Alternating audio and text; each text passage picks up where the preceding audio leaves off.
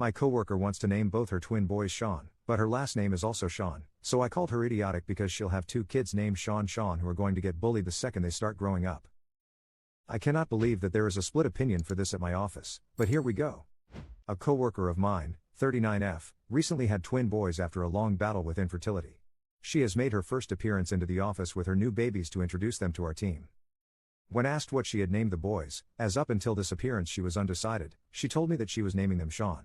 When I asked about the other baby, she said no, they are both Sean, one with an A and one with an E, so Sean and Scene. This coworker's last name is also Sean. When I pointed this out she said yes, like Tom Tom or JJ. I immediately and without thinking said that is the most idiotic thing I've heard, and it's going to be so confusing. A bunch of people laughed and a bunch immediately looked away. After she left, I got a few text messages saying it's not my place to comment on people's choice of name. Am I the jerk for saying that that is a terrible naming idea? Edit. Additional information. No, they don't have middle names, she wanted their names to be like Tom Tom, or JJ. This is apparently not the first round of negative feedback she has had. We are on good terms, we have worked together across 3 companies over 12 years, she just said it'll grow on you. The names both pronounced Sean like Sean. Commenter. Not a jerk, someone really should have told her they were stupid names before she used them. The names are dumb now and will age badly. She set these kids up for grief. Maybe it's rude to tell her the truth, but someone had to. Update 1.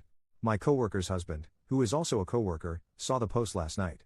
They had a good chuckle and ended up agreeing with the replies that the naming process wasn't ideal, and maybe the overwhelming process of having 2 newborns left them too tired to think straight.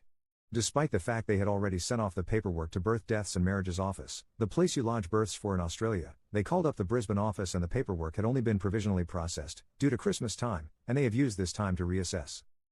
They have withdrawn the paperwork, for Scene only, and will think of a new name, but they are keeping Sean as they like it.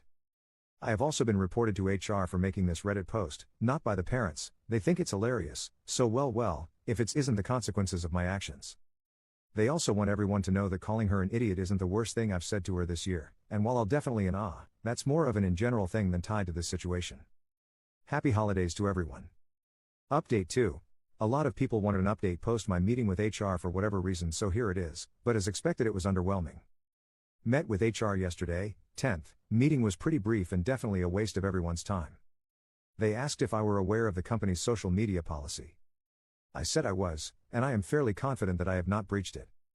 They agreed I hadn't, and asked me to be more considerate of coworkers' feelings and to not put this meeting all over the internet.